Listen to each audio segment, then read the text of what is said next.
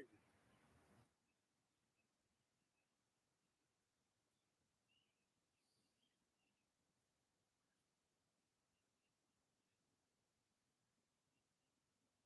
How you doing this morning? Not bad. How about yourself? Doing happy to be here. Exercise is a lifetime thing, man. I know that. I'm 62 years old. Nice. I wore out two shoulders. I got replacement shoulders. I got a replacement knee. Really? I got screws and wires in this left ankle because I broke that about 30 years ago. But we keep going. I can rollerblade around here now. I got my knee replaced. I had a trick knee and it would put me down on my face. My kneecap was getting stuck and pinching in my knee and the joints. And it would just like somebody chase me. I would just go down. Mm. So I had that fixed a year and 2 months ago. Now I'm back to my rollerblading again.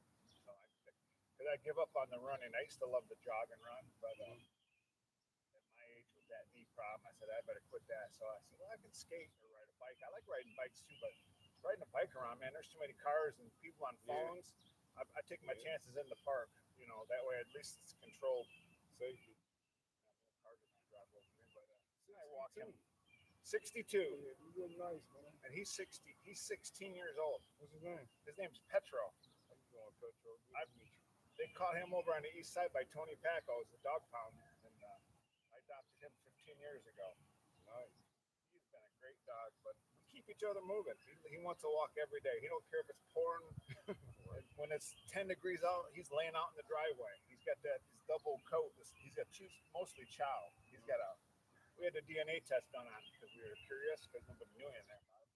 He's like 59% chow. He's got 15% Labrador, or not Labrador Shepherd, and then he's got like 2% Lab and a bunch of other stuff in him. But for the most part, he's a chow mix. I thought it was a good Lab because he just seemed a pretty smart dog. He gets what he wants. He's spoiled. For sure. I'm Jamie, by the way. What's your name? I'm Jeff. Nice to meet you.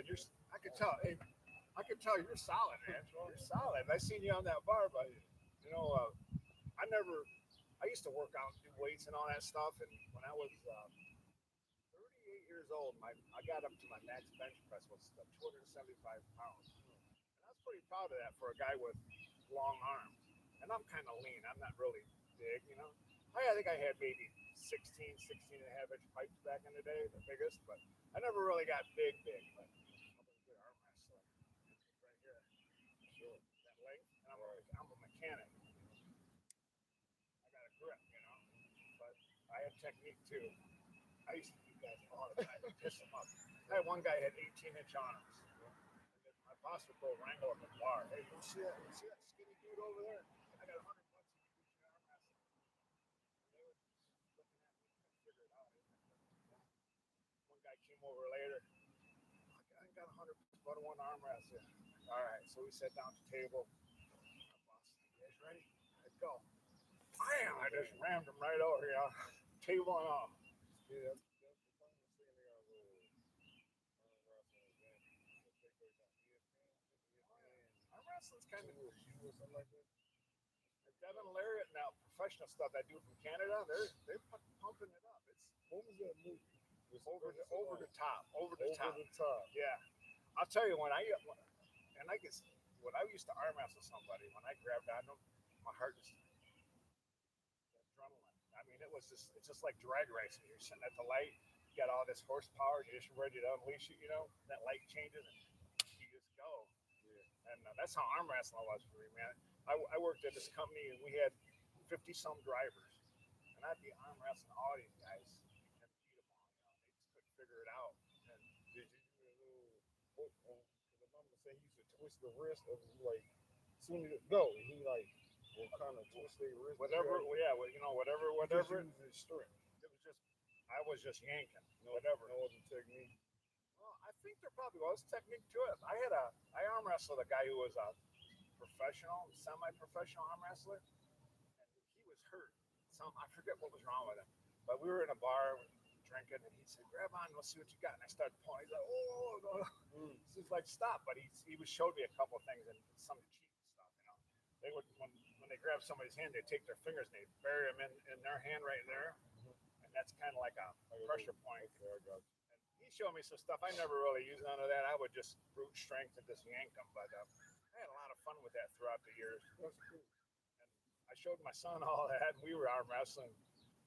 He was built a little. He's built a little thicker than me. He's like not quite 6 foot, about 240 pounds, 35 pounds. Depends if he works out or not. And I showed him all my stuff, and when he was 18, I just couldn't beat him anymore. How old is he now? 42, he just turned. Okay. I'm 42. Yeah, that's my Yeah. son's age. Nice. We went to Springfield. Actually, we worked together the same job. We're diesel mechanics. Oh, yeah. Okay. Yeah, I tell you, there's Pass it down. mechanics like block layers that carry those blocks around, and there's certain tree trimmer dudes. There's you're just constantly using your body and building muscle and muscle strength that you don't normally have. Right. The body is very capable. Complex. And it might have natural strength, but supernatural strength. Because really, you ask me, was really wild. The unseen. Where did that come from? Like, you know how you just explained how you undefeated in arm wrestling, how you overcame knee surgery, two shoulders. Like, Yeah, the human body breaks down, but then it also builds up. And I just think that's something that's beyond what we can see. But muscle, I believe, is creation itself. Yeah, Chef Man, it is a pleasure to meet you. Like, it is a real honor. you're in great shape, and I can see you're going to be all right for longer down the road with your habits. It's like it's a daily thing. You have to do something every day. You do. You just can't say I'm going to work out this week and then next week. Yeah, it's a lifestyle. Yeah, you got to do it. I know a lot of people my age. One buddy smoked dope from the time he was 12 years old. Still smoking. He says I can't walk my car to where I work at Chrysler. He says the security guard comes and gets me. I says that's a call out, man. That's telling you your lungs are done. You got to quit smoking. Yeah. This is what I mean back to the strength. Like, that's something he humanly can't over. He needs other. He needs some help somehow. I mean, he's a drinker, a pot smoker, cigarette smoker. He's a little heavy. It's like he's got all the bad check marks, And if he's not emotionally set, some people, I won't say they use it as a crutch, but to me, if I get depressed about something, I distract myself. I like blues music, walking in the park here, listening to the birds in the morning, walking in, skating around here, put my earbuds in. I distract myself with that. There's a lot of things that can get you down, but only you know the few things that will bring you back up. Yeah. You just got to focus on the good things. When you say the good things that pick you back up, honestly, man, sometimes we don't know what we need. We don't. We don't. But you got to get away from, like, if you're having a bad day at work, when you get away from that thing, don't talk about it after you left. I got you. You leave it. Leave that. Like I told my son, when you swipe that time card, you leave it there. And before you go in, leave that other stuff. If you got a problem with the girlfriend or wife or whatever, yeah. I mean, that takes a lot of practice. It takes some people don't know that you can do that. Some people don't know how to do that. It has to be kind of seen, shown in some way. Like, hey, like when you say, hey, don't smoke dope. Okay, then now what? What do you? Okay, you gave me the don't. Now what's to do? You got to find a substitute. You got to find a substitute for the bad. I've struggled with addiction. I used to be a drinker. Yeah. Right? Now, what's funny? How long have you been playing? I'm 42. The last time I had alcohol, I was 26, Oh, yeah. 7. Good job for you. Right? This is one of the best decisions I ever made. Could you imagine where would you be right now 20 years later drinking probably excessively? Where would you be at right now? The path I was going, Oh, yeah. Yeah, probably. This is better than prison right here, right now. I got to say. yeah. What I've learned about addicts, being one, that works for them. Okay, it's not like That's their go-to when yeah, everything is it, going yeah, good or bad. it's not the drugs. To your point about distraction, it's the other issues that they don't face, and they use that as a vice. Okay, this gonna make me feel better than facing this. This can block. This gonna darken it. This gonna fog my mirror. I Yeah. don't gotta see it. But what I've learned how you help an addict is with compassion, curiosity. Because if you just walk up on a person, hey man, you got a problem, that is going to be the fastest way to get them along. Yeah. You have to kind of like empathize with them. Yeah. And they think this is working. They think this is working. It's self-destructive. It has no long term. It will just destruct. But short term, it does give you this short term illusion of pleasure or The word escape. That's yeah, that's the escape of the reality. That's the problem. If people want to escape reality and not deal with their problems, they just want to yeah. feel good. But that goes to show you how life is. I like Right? Retro. He wants to feel good. Like you know how you said escape reality. Life is hard. It is hard. And that, we people we using drugs and stuff like that just to cope with life. I know. Like you know, like when we just mentioned, like I mentioned prison. What would I be prison?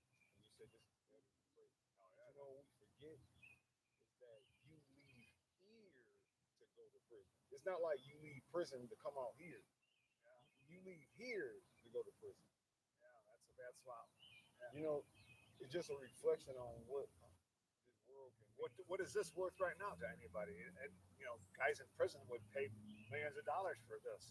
What you and I have right now, our freedom to do what we want at this moment.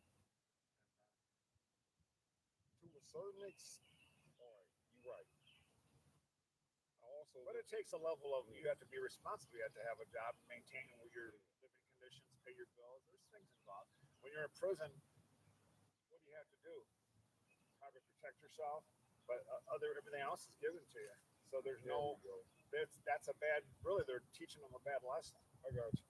You know what I'm saying? Yeah, because to your point, it is definitely harder. This is my opinion. It's harder to be out in the free world than it is in prison. Yeah, I think so too. Just yeah, of course, prison do have its challenges, like you said, Yeah, safety, just being able to boredom, Oh, how yeah. you, but knowing your kids are growing up yeah, without you, yeah, your parents are yeah, dying without you. yeah. There's a lot of things in there that you But just see, the free world deals with that. The free world deals with the people that's out here deal with those things. yeah. But we deal with them in a different way. We have the choice of how Yeah. we're going to deal with them. What I'm saying, I know in my community and a black community, right, the people that come home from prison get celebrated. It's like a like a badge of honor for getting it to the point that they didn't have to deal with what the free world dealing with. To your point, people out here that dealt with deaths, family deaths, relationship, just any illnesses, anything like that. Just being who stay out here the longest is the real survivors. You know, I'm not saying people in jails are low, but I do believe that we make it seem like, oh, you survived 10 years in jail, as if 10 years in the free world is easy. It is not. It's not easy. Of course, I don't want to be confined, Right? being told what to do, Yeah. but we have to give more credit to the people that stay on the out. We got to shine more light to that. I Constantly agree with giving that. people. It's like just waking up. We like, oh yeah. It's like no, it's like that's something to be really grateful for. This cannot be. The older you get, the more you think about the simple things. Just waking up and being able to take a walk and being outside, being mobile.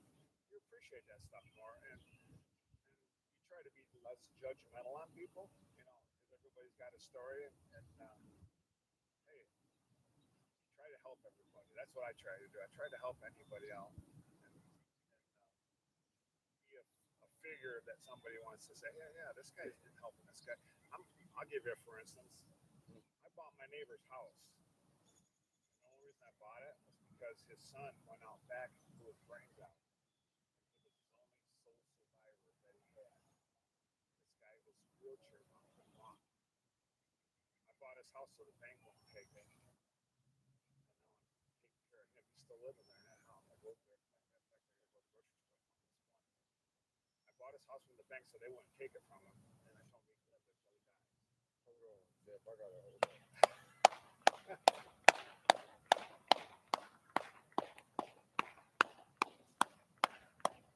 That's a true story too, buddy. Hold on, Jeff. Hold on. Listen. I had no idea this conversation was going to take place today. Yeah, Zero idea. we did not. Hold on. Can I read? You said a man's child, took his life, Yeah. He was our son. He was your age. He was 40s. and his dad is ailing in a wheelchair. His dad right now is 73. Yeah, he can't walk. He's got a bad leg and hip. You decide. You see what he experienced. You decide to go buy the house after the tragedy he experienced, so the bank don't take his home. That's right. That's what I did. I've known him for 30 years. He was a good neighbor. I said, you know what? I can't see him kicking him out and going where, to a nursing home, or where would you go if they kicked you out of your house? Jeff, they don't talk about people like you enough. I wish there was more people like me in the world, but I'm not saying I'm on some pedestal. I just did what I thought this guy needed to have done. He had nobody. I had no living blood, none. Everybody's dead. He's the last one. I said, I gotta help Jim out.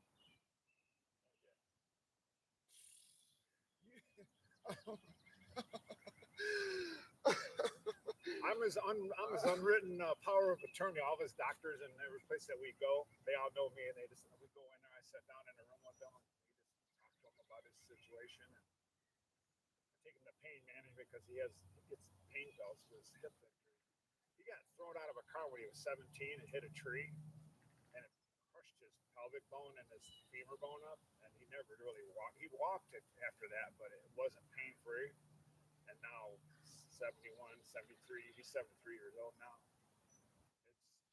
It's a mess, and he's been off of his legs so long that his legs kind of curled up like this. He can't stretch it out anymore. I thought when I first started helping him out, I was going to be able to get him a hip, get him fixed up so he could walk, but they said it's way too bad. They can't do anything with it. So it's as good as it's getting for him, but he's happy. He was pretty depressed when his son took his life. I'm telling you, he was down less than 90 pounds. I told Jim, you got to start eating, Jim. You got to start eating. So I started making him most fattening stuff I could make and bring it over to him. And now I got him to where he's a little too fat. But yeah, he's like he keeps saying he's 160. I'm thinking, no, you're probably closer to 200, because I used to pick him up from his bed, put him in the wheelchair, and then swing him from his wheelchair under the shitter, and as he got bigger, I just had my shoulders done, and I said, I can't pick you up and swing you like that anymore right now. I'm weak. I was weak.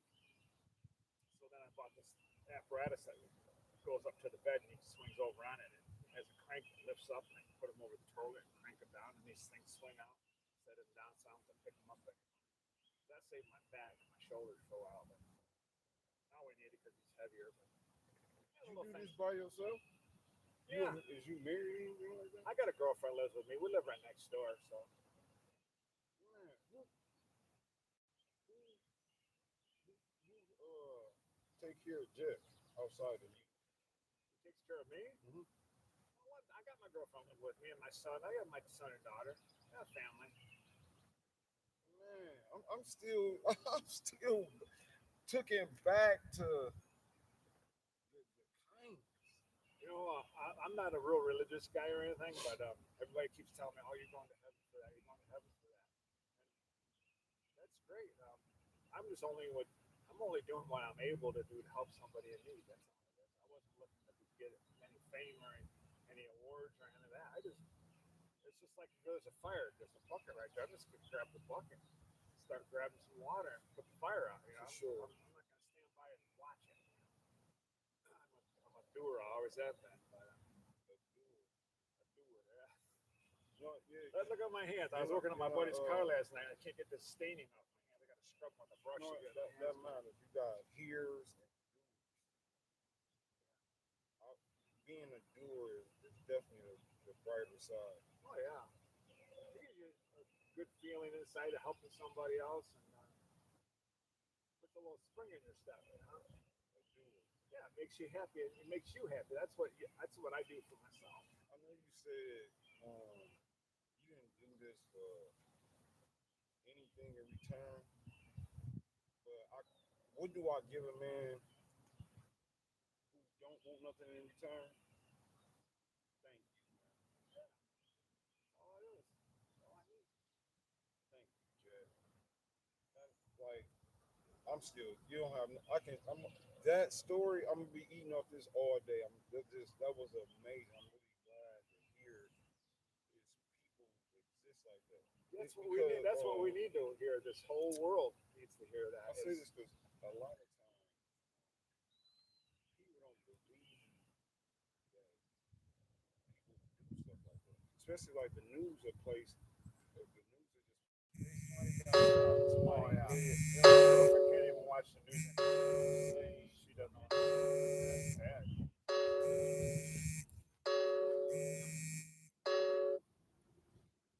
Probably need to take that. But no, they don't. They don't. There's still.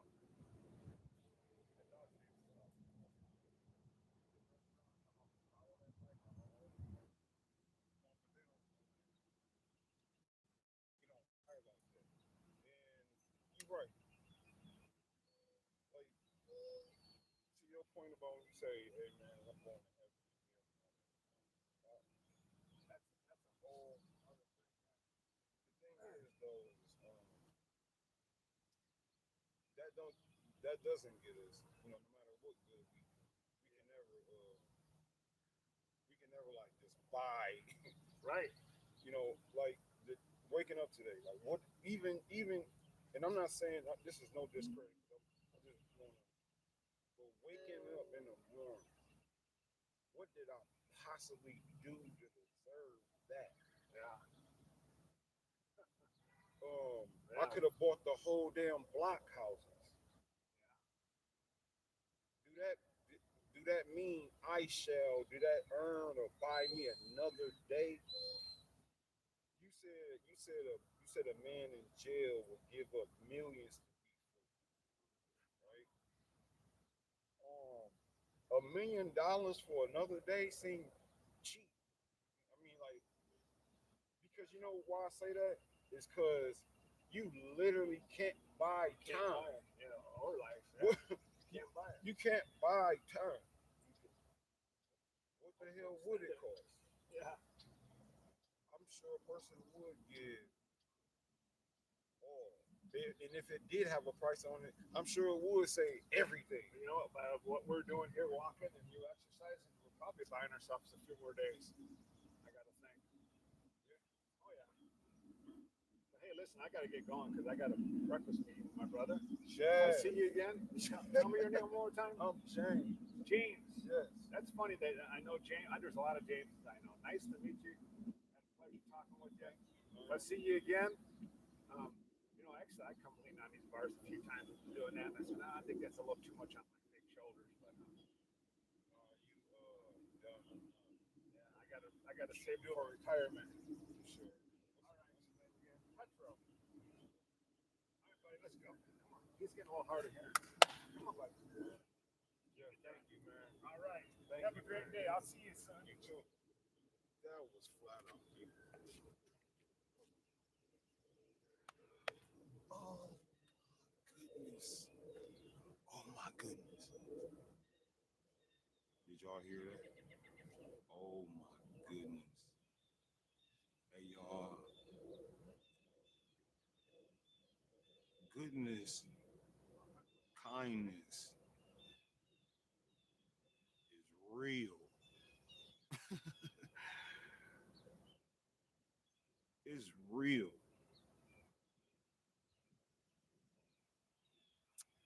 If anybody heart feels dry, y'all, God will pour out his living water and he will quench that dryness. People like Jeff is living water. He quenched that man's dryness.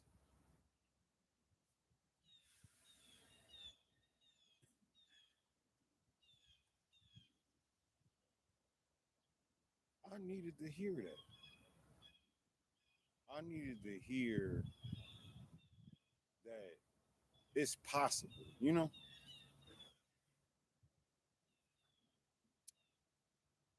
I needed to hear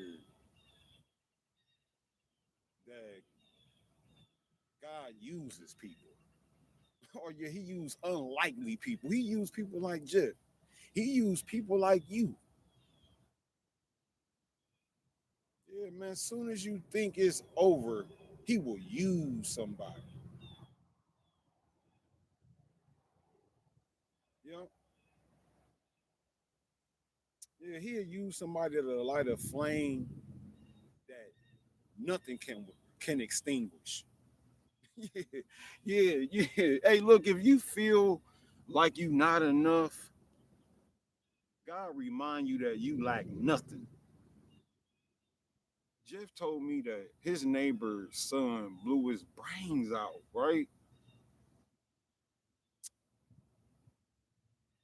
And his dad, the man who committed suicide father, was in a wheelchair, and Jeff decided to buy the home so the state don't take his house. Yeah, God will remind you that you lack nothing.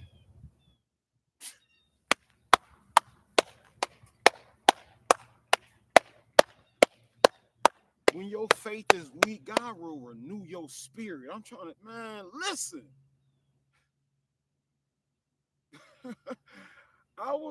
I came out here, to do some push-ups, to do some muscle ups, jump rope. All know the routine, and then here comes Jeff with his dog.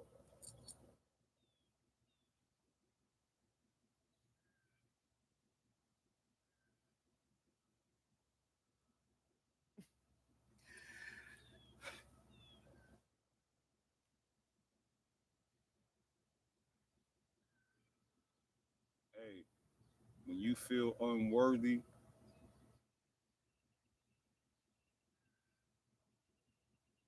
remember you are fearfully and wonderfully made. You are fearfully and wonderfully made. Man,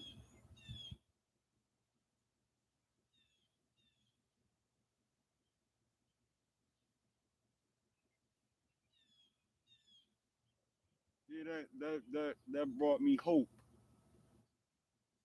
Yeah, yeah, that brought me hope. I thank God for Jeff, and I pray peace over his life. I pray peace over his neighbor's life.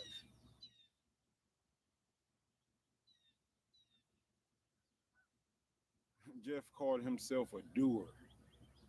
Yeah, Jeff heard something and he did. Yeah, we all got a little Jeff in us where we hear things and sometimes we don't do.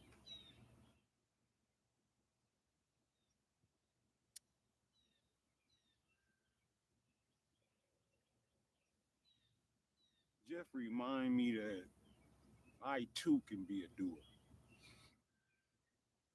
I am a doer. Even when you don't see a way, do. You know, the unseen. Oh,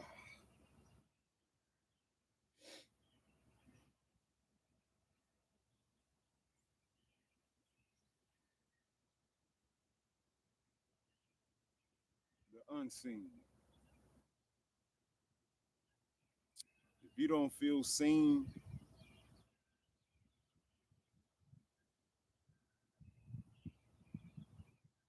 ask God to remind you that He called you by His, that He'll call you by your name.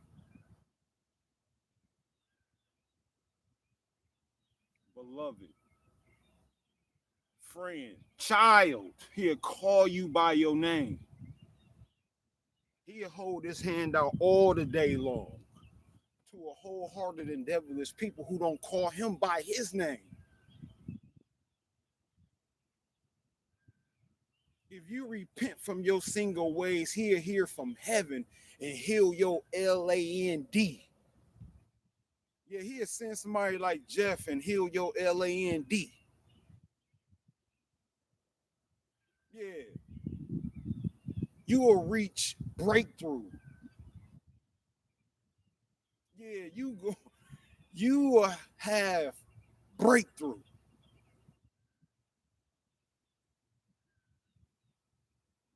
Being a doer. Breakthrough. Hey, y'all, thank you. Amen. Thank you. Thank you. Hey, that filled me up, man. That filled me up, y'all. Yeah, that shaped me a little. Yeah. For my God is the potter and I am his clay. That shaped me a little. It did. That made me want to go do. I tell my daughter, hey baby girl, don't be afraid to ask for help. Don't be afraid to help others. That make me want to go do. Yeah.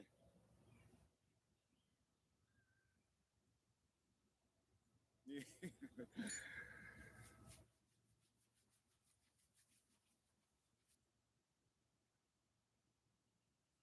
Yeah, let my hands be used for good. Let these hands be used for good. Let your hands be used for good.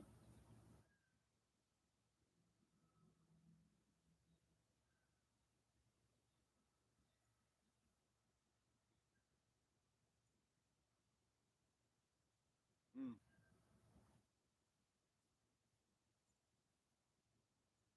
Beloved friend, child, overcomers. I love you. I am not above you, and I am not beneath you, but I am always by your side. High five, like, subscribe, and share this live. Peace. Breakthrough.